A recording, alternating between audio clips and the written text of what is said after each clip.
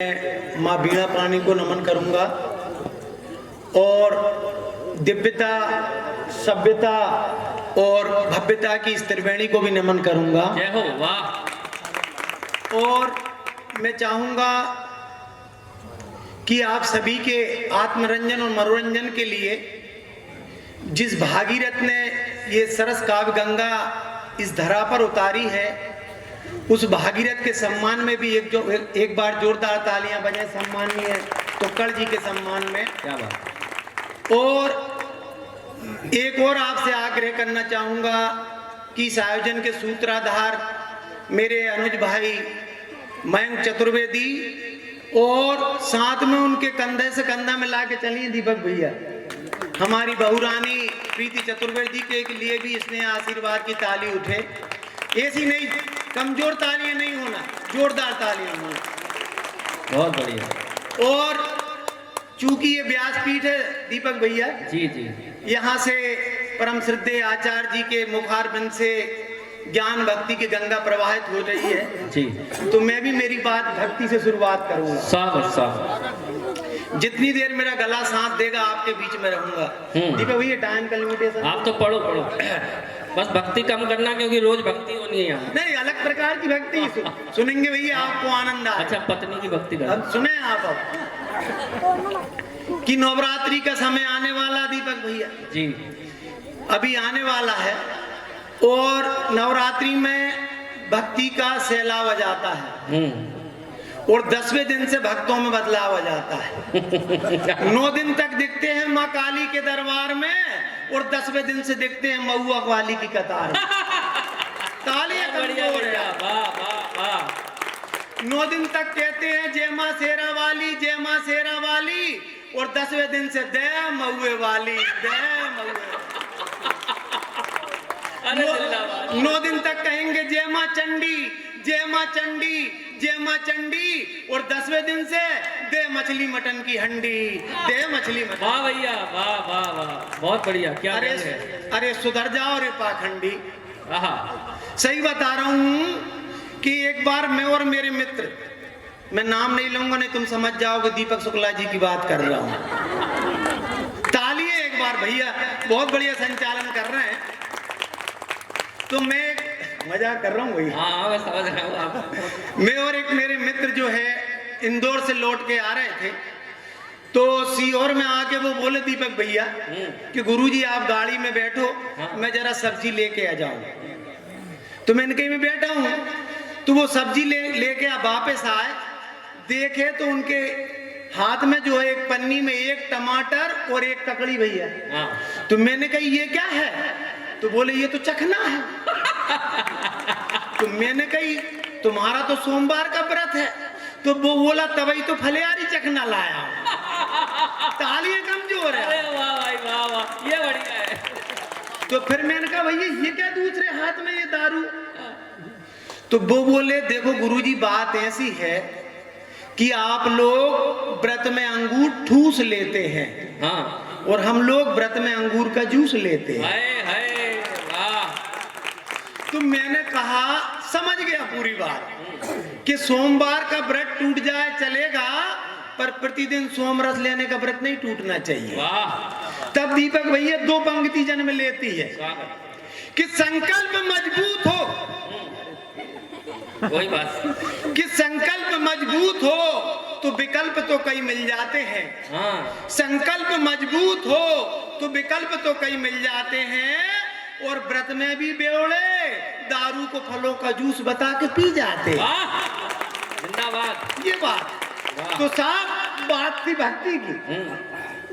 पिता की भक्ति करने से सूर्य बलवान होता है, आहा, माता की भक्ति करने से शनि बलवान होता है, भाई की भक्ति करने से मंगल बलवान होता है, भाभी की भक्ति करने से बुध बलवान होता है, और पत्नी की भक्ति करने से पति पहलवान होता है।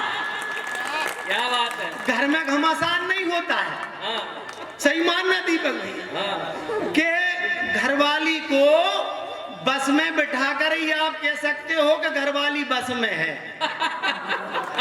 इसके अलावा कोई तरीका नहीं। जोरदार ताली बजा दीजिए। बहुत बढ़िया। इसके अलावा कोई तरीका नहीं है साहब। अगर आपकी पत्नी आपका कहना नहीं माने तो ध्यान देने की जरूरत नहीं है। किसी की भी पत्नी नहीं मानती है, इसका कोई इलाज नहीं। सही बता रहा हूं भैया दीपक भैया, और न ज्ञान देने की जरूरत। एक दिन मैंने देखा मेरी श्रीमती जो है समोसा खोल के उसके अंदर का मसाला खा रही थी। तो मैंने कहा भाग्यवान, ये पूरा समोसा क्यों नहीं खा लेती? वो बोली कि मैं बीमार हूं, डॉक्टर ने बाहर की चीज खाने को मना किया। अरे जिंदाबाद। ये स्थिति है।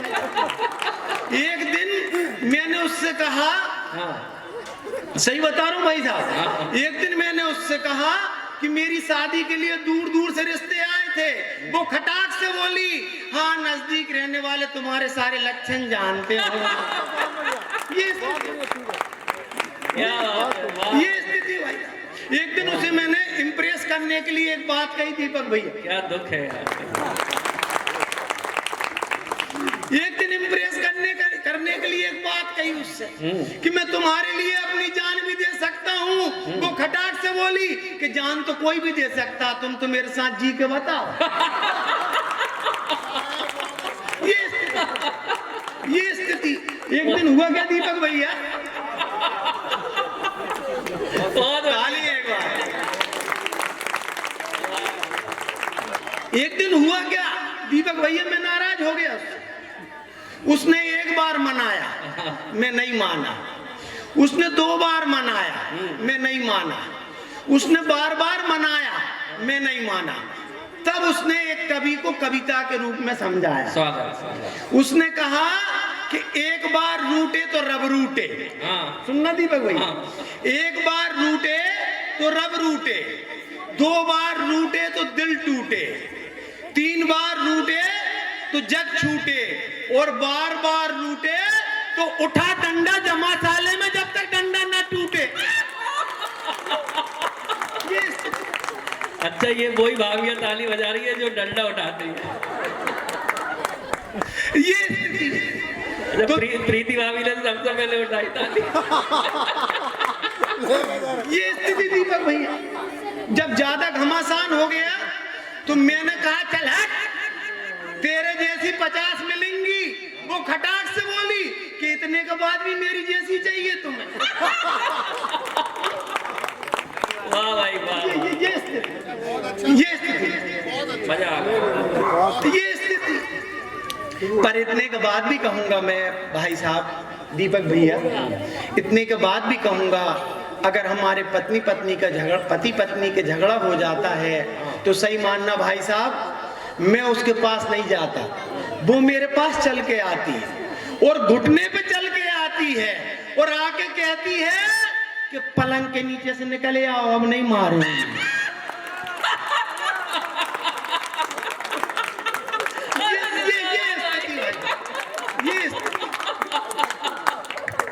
ऐसा हमारा, एक बार जोरदार ताली है, बढ़िया लग रहा। तो ये स्थिति था हमारे पारस्परिक संबंध। तो हुआ क्या कि दीपक भैया, एक दिन मैं घर से बाहर जा रहा था। अरे तुम बार बार दीपक भैया बोलोगे तो लोग समझ गए इसी के साथ होता होगा। आप किस मूवमेंट में बैठे हो ना भैया। कि एक बार मैं घर से बाहर जा रहा था, श्रीमती बोली कि घर से बाहर जाते वक्त भगवान के हाथ जोड़ के जाना चाहिए, हर काम शुभ होता है। मैंने कही चल, मैं नहीं मानता। उसने कहा क्यों? मैंने कहा शादी वाले दिन भी मैं हाथ जोड़ के गया था। अरे वाह। एक दिन मुझसे बोली भैया दीपक भैया, वो फिर दीपक भैया एक दिन मुझसे बोली कि तुम बहुत भोले हो, तुम्हें कोई भी बेवकूफ बना सकता है। मैंने कही हाँ, शुरुआत तो तुम्हारे पिताजी नहीं करी। बहुत बढ़िया। तब मैं देखता हूँ भाई साहब कुछ स्वागत कि दुनिया में बुद्धिमान लोग वो होते हैं जो खराबी को भी खूबी जता देते हैं। वाह। दुनिया में बुद्धिमान लोग वो होते हैं जो खराबी को भी खूबी जता देते हैं और अपना खोटा से खोटा सिक्का उचित दामों पे चला देते हैं। वाह। जैसा मेरे ससुर ने किया कि ससुर बोले मेरी बेटी नेहा बचपन से ही हाँ मेरी ही बताई हुई राह पे चली है, हाय हाय बिना पूछे मुझसे एक भी कदम ना चली, जहां खड़ी कर गए वहीं खड़ी मिली है। तो सुना गुणों का बखान, मैं हूँ बड़ा भाग्यवान, सोचा संस्कारों वाली पत्नी मिली है, और फेरे में टकराई तब जाके समझ आई कि संस्कारी नहीं मुझे अंधी बीवी मिली है। बहुत बढ़िया। तो गुण बताया ऐसे कि अब गुण दबा दिया, हाँ गुण बताया ऐसे कि अब गुण दबा दिया, और कोयल सा स्वर बता के कोयला सा रूप थमा दिया। वाह ये स्थिति भाई साहब। तो साहब ऐसे ही हम आगे बढ़ते रहेंगे, समय समय पर आपकी तालीम मिलती रहे। और दीपक भैया, ये आज के बच्चे बड़े शैतान हैं। अभी अपन काप पाठ कर रहे हैं और देखो आप उनकी हरकतें। तो आज के बच्चों की हरकत देख के ये समझ नहीं आता कि देश का भविष्य उज्जवल है कि अंधकार है। क्या बात है, अंधकार में है। सही बता रहा हूँ। हुआ क्या कि एक हमारे मोहल्ले में जो है एक डोकरे ने क्या करा, अपनी उम्र के 3-4 डोकरों को इकट्ठा कर लिया। डोकरा मतलब समझते हो ना, बुजुर्ग को इकट्ठा कर लिया अपने घर पे और ज्ञान पेलना शुरू कर दिया। वहीं पर उनका छोटा सा पोता बैठा था कि उनने पहला ज्ञान पेला कि मैंने 20 की उम्र में चाय छोड़ दी, तुम भी पीना छोड़ दो। दूसरा ज्ञान पेला कि मैंने 40 की उम्र में बीड़ी पीना छोड़ दी, तुम भी छोड़ दो। तीसरा ज्ञान पेला कि मैंने 60 की उम्र में तंबाकू खाना छोड़ दी, तुम भी छोड़ दो। अब पोते का दिमाग खराब। उनने कहा दद्दू 80 की उम्र में कई ने दुनिया छोड़ दी, तुम भी छोड़ दो। ये आज के बच्चे। वाह। एक जगह मेरा अतिथि शिक्षक के रूप में चयन हुआ दीपक भैया। मैं शुरू ही दिन स्कूल गया और क्लास में गया, एक लड़के से पूछा तेरा नाम क्या है, वो बोला पप्पू। तो मैंने कहा ये बता पप्पू बड़ा होके क्या बनेगा, वो बोला पापा बनूंगा। तो मेरे मुंह से निकला कमाल का लड़का है, वो बोला कमाल का लड़का नहीं हूँ, मैं जमाल का लड़का हूँ। कमाल तो इस छोरी के बाप का नाम है। तो मैंने कही चल क्या पढ़ाऊं, तो बोले एक काम करो निकाह पढ़ा दो, ये कमाल की चोरी से। तो साहब ये बच्चे हैं आजकल के, तो ये समझ में नहीं आता कि कहाँ जा रहे हैं और क्या है क्या नहीं। एक गीत रखता हूँ दीपक भैया, एक गीत रखता हूँ, एक बार पूरा सदन जोरदार तालियों द्वारा। बहुत बढ़िया। कि भाई साहब नारी सशक्तिकरण का समय है, और नारी सशक्तिकरण मतलब पुरुषों का मरण। अब पतियों की पूजा दिया बत्ती से नहीं होती है, पत्नियां सीधे सीधे झाड़ू बेलन से बत्ती देती है। दिन भर ताने नए बहाने, और इतने पर भी ना माने तो उठा झाड़ू बेलन 2 मिनट में अकल लगा देती है ठिकाने। तब रखता हूं मैं एक पेरोडी भाई साहब। वाह। कि दिन भर ताने नए बहाने, मुंह फुलाए खड़ी है, आफत गले पड़ी है, आफत गले पड़ी है। दिन भर ताने नए बहाने, मुंह फुलाए पड़ी है, आफत गले पड़ी है, आफत गले पड़ी है। सुनना दीपक भैया कैसी आफत है कि कपड़े बर्तन धोने की गौ कहती ठंड बड़ी है, और ठंडी आइसक्रीम चाटने हाथ तो पीछे पड़ी है। और लस्सी थम्स अप कोका कोला गटके घड़ी घड़ी है, आफत गले पड़ी है, आफत गले पड़ी है। एक दिन दीपक भैया हम दोनों बैठ के पेप्सी की बोतल पी रहे थे, तो वो पेप्सी की बोतल देखते हुए बोली कि पहले मेरी हालत ये पेप्सी के बोतल जैसी थी। तो मैंने कही वो तो अब भी है। उसने कहा सच? मैंने कही हाँ, बस अंतर इतना है कि पहले 250 ml की थी, अब 2.5 लीटर की है। ये बहुत बढ़िया। कि कमरा सफाई की कहो तो कहे कमर में गड़बड़ी है, हाँ थोबड़ा पुताई में कप को कमर कस के खड़ी है, और लाली लाल लगाए इतनी लग पी के खून खड़ी है, आफत गले पड़ी है, आफत गले पड़ी है। बहुत बढ़िया। दीपक भैया स्थिति ये है कि मेरी श्रीमती इतनी लिपस्टिक लगाती है, इतनी लाली लगाती है, सही मानना अगर ताजमहल को चूम ले तो लाल किला बना दे। एक दिन क्या था, हम दोनों बैठ के खाना खा रहे हैं, हाँ उसने क्या करा, एक सलाद का टुकड़ा उठाया दीपक भैया और उसे आधा खाया और आधा उसके हाथ में। मैं देख के चकमा खा गया उस मूले के टुकड़े को कि यार मैंने चुकंदर लाया था कि मूला लाया था। ये स्थिति। तब अगला बंद रखता हूँ, स्वागत। एक बार जोरदार तालियां बजाएं, मेरा आप सभी से आग्रह है कि मंदिर जाने की कहो तो कहे टांगों में तकलीफ बड़ी है, शॉपिंग और सिनेमा जाने एक टांग पर खड़ी है, और मांगे महंगी साड़ी चूड़ियां मांग भरनी महंगी पड़ी है, आफत गले पड़ी है, आफत गले पड़ी है। दीपक भैया एक दिन वो शॉपिंग के लिए लिस्ट बना रही थी, और लिस्ट बनाते बनाते हुए मेरे से बोली कि पहले क्या लेना है, तो मैंने कहा एक काम कर, लिख पहले कर्जा लेना है। ये स्थिति कि रोटी बनाए कच्ची पक्की मोटी बड़ी बड़ी है, जली भुंजी सब्जी रोजाना कद्दू लौकी कड़ी है, और कौर कौर को गौर से देखो, अरे कौर कौर को गौर से देखो निकले लटकी लड़ी है, आफत गले पड़ी है, आफत गले पड़ी है। दीपक भैया स्थिति ये है जी कि अगर अपनी पत्नी की अपने को खराबी भी बताना है तो खूबी जैसे जताना पड़ती है। हाँ। कैसे?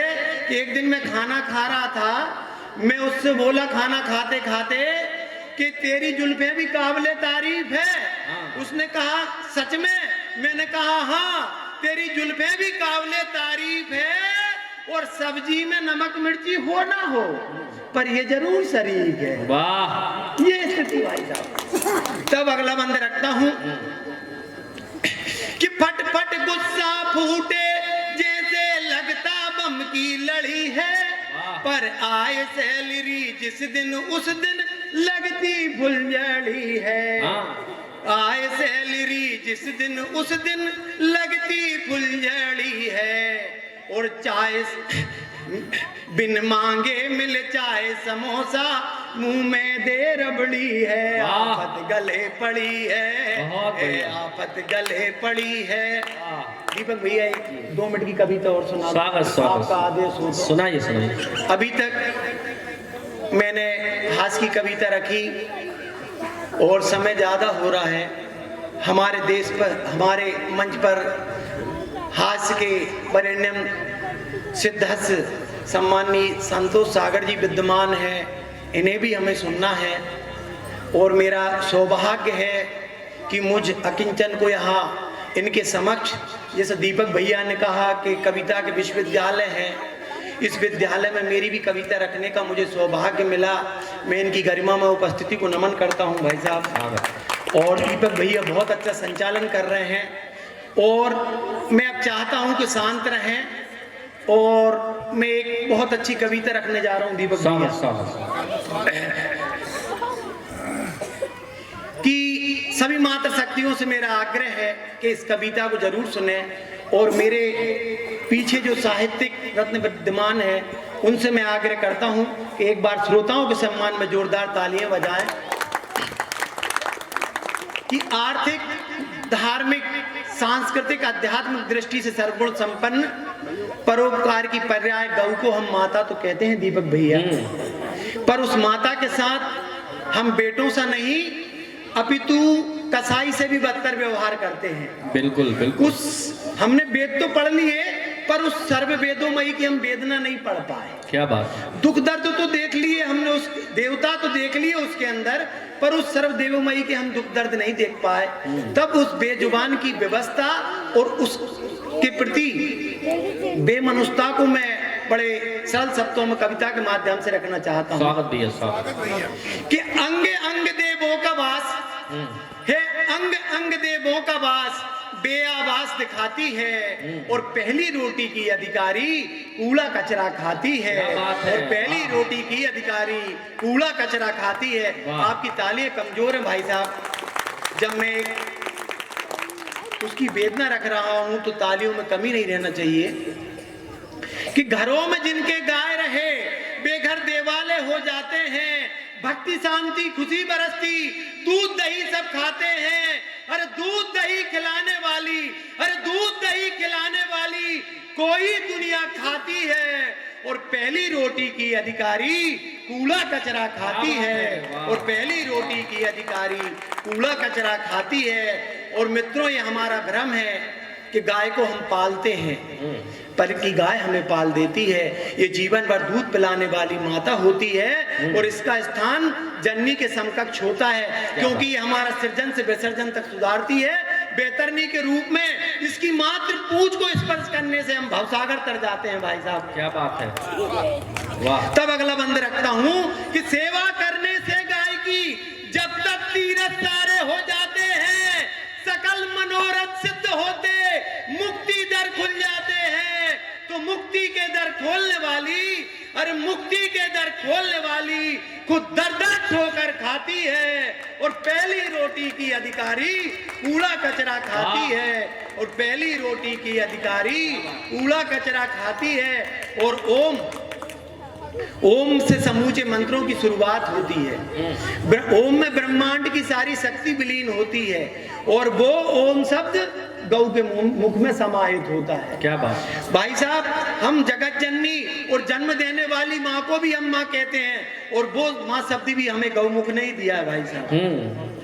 तो जब गौ, जिसके यहाँ गौ होती है तो गौ रमाती है ओम माँ, और जिसके घर में रमाती है वहां पर उस शिव शक्ति का जाप होता है ओम और माँ के रूप में। और जिस घर में उस शिव शक्ति का जाप होता है, उस घर के ताप पाप संताप सब नष्ट हो जाते हैं, और सारे कष्ट दूर हो जाते हैं। तब अगला पंक्ति रखता हूं कि रोटी खिलाओ रोज गाय को, रोटी खिलाओ रोज गाय को, तो सब देवों के भोग लग जाते हैं। विघ्न बला सब दूर भागती, पाप दोष कट जाते हैं। अरे पाप दोष को काटने वाली खुद बूचड़ खाने में काटी जाती है, और पहली रोटी की अधिकारी कूड़ा कचरा खाती है।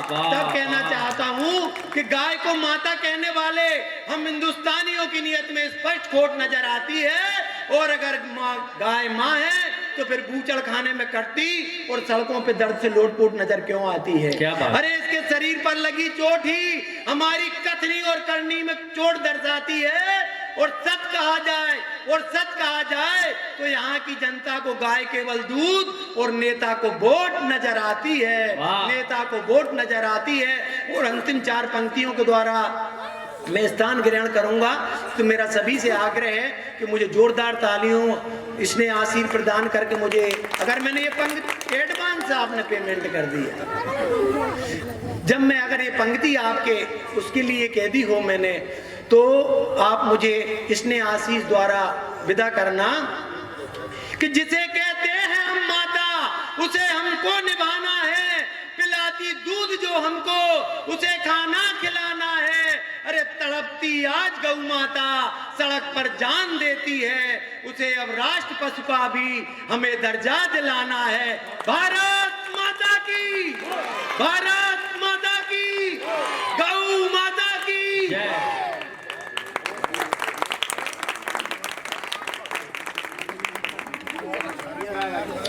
एक बार जरा